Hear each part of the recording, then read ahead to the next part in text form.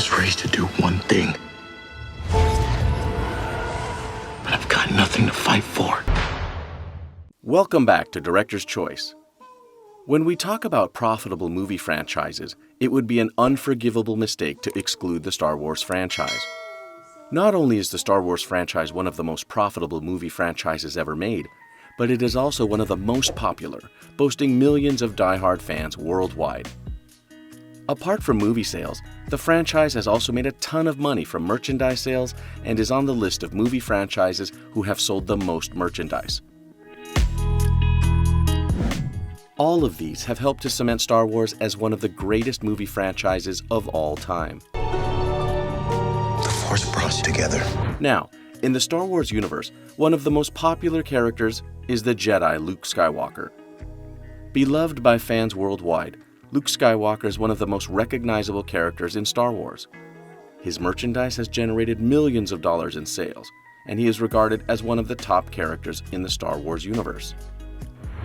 Now, judging from his popularity, it's quite easy for you to assume that you know all there is to know about Luke Skywalker.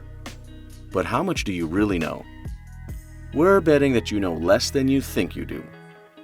In today's video, we'll be showing you things that you didn't know about Luke Skywalker. Make sure to stick around until the end of the video, because the last one is going to surprise you. Now let's get right to it. First, let's talk about where the inspiration for Luke Skywalker came from. Have you ever wondered how George Lucas, creator of the Star Wars franchise, came up with this character? Well, inspiration for Luke Skywalker didn't come from only one source. The character is the result of pooling together different sources of inspiration and fleshing out the outcome to fit into the Star Wars universe. Inspiration for this character ranges from Flash Gordon to classic mythology. One of the most prominent mythological sources is King Arthur of Old England. There are some parallels between both characters.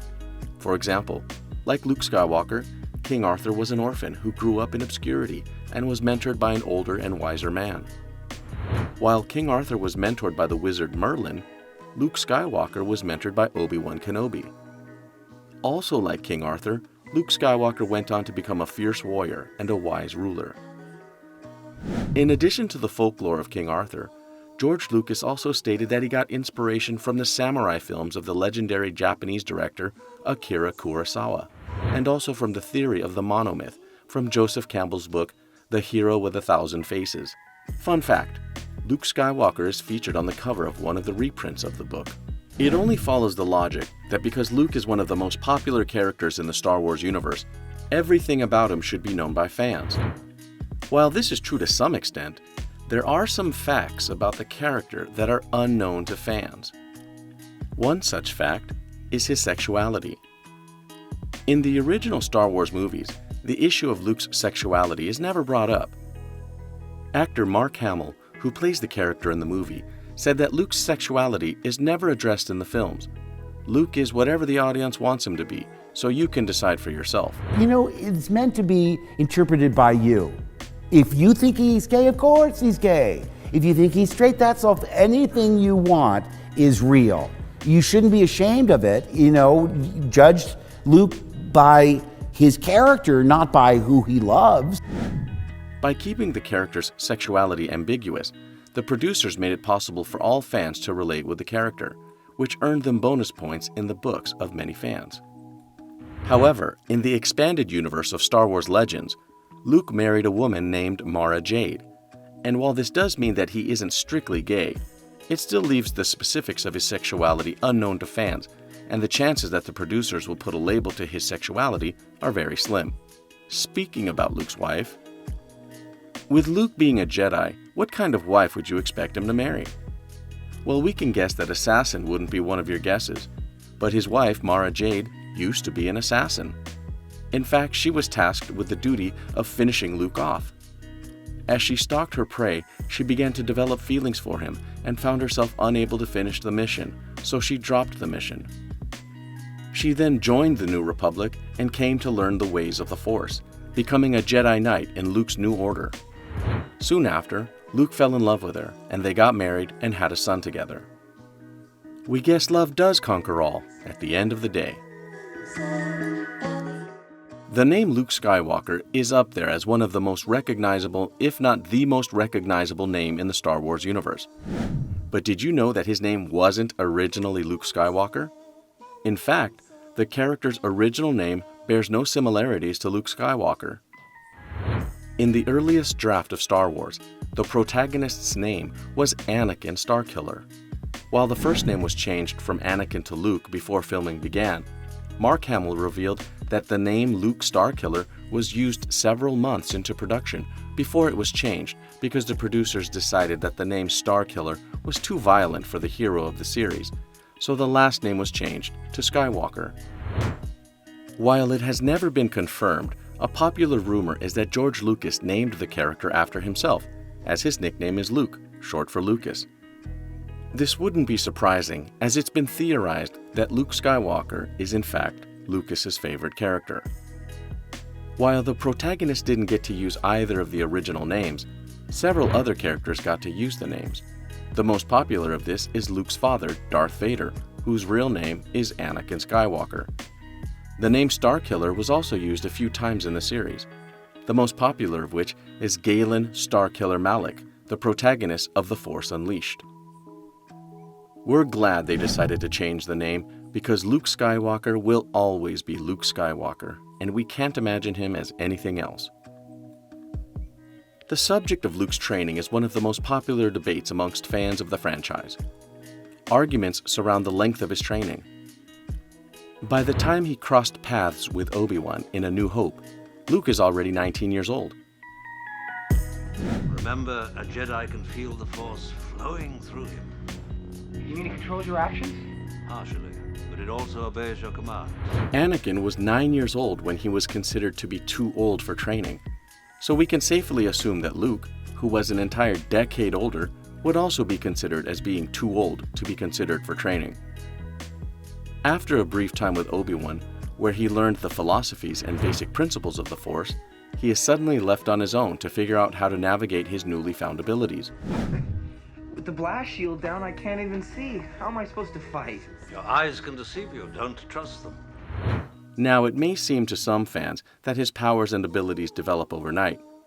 It is important to keep in mind that there are 3 years between the events of A New Hope and The Empire Strikes Back. In the 3 years, Luke managed to teach himself the ways of the Force and became a self-taught Jedi. Granted, he learns about Jedi history from Tanich Sunta and visits and trains at the Jedi temples on Vrogas Vas, but he experiments with his Force abilities on his own, learning largely through the use and trial and error. As a self-taught Jedi, it makes it even more impressive that he turned out to be one of the most powerful Jedi in the entire Star Wars universe, and finally mastered the Force. While we're still on the topic of Luke's mastery of the Force, one thing that is undebatable is Luke's mastery of the Force. The fact that he managed to teach himself the ways of the Force without much help or instruction is nothing short of impressive. What is, however, short of being impressive is his teaching skills. While Luke is a master Jedi, the same can't be said of his teaching skills. You believed that he wasn't gone, that he could be turned. And I became a legend. Passing on his knowledge doesn't seem to be one of his skills. Throughout the Star Wars universe, Luke has had many students and instructors lose their way and fall into the dark side. His students all fell into the dark side. Even his niece Jaina flirted with the dark side briefly, but she was lucky enough to be rescued before she was fully consumed by it.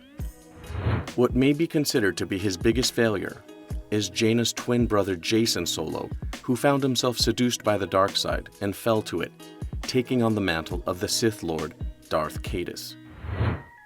While Luke had many successes as a Jedi, his failures overshadow whatever successes he might have had in teaching. He just seems not to be cut out for the task. Like they say, even the noblest falter sometimes. Luke Skywalker isn't an exception to this saying. He forayed to the dark side, albeit for a good cause, and he almost got sucked in too deep. In the expanded universe of Star Wars Legends, the evil Palpatine was cloned and was brought back to life. Luke decided that the best way to defeat the returned Emperor once and for all was to attack from within and strike him down at his weakest. And so he joined up with the Emperor, taking his father's place at the Emperor's side. As the saying goes, keep your friends close and your enemies closer. While we know that Luke would never be as bad as Darth Vader, he still served Emperor Palpatine while trying to sabotage the Emperor and his plans from the inside. Unfortunately, Palpatine can be very persuasive, and Luke almost fell completely under the Emperor's sway. I'm looking forward to completing your training. The allure of the dark side of the Force proved to be too much for Luke, and he soon fell for it. He then aligned with Emperor Palpatine and betrays the new rebellion. Thankfully, he was saved from falling completely to the dark side by his sister, Leia, who refused to give up on him. She helped Luke to shake off Palpatine's hold on him, and he defeated the Emperor once and for all. There were many possible endings to The Return of the Jedi.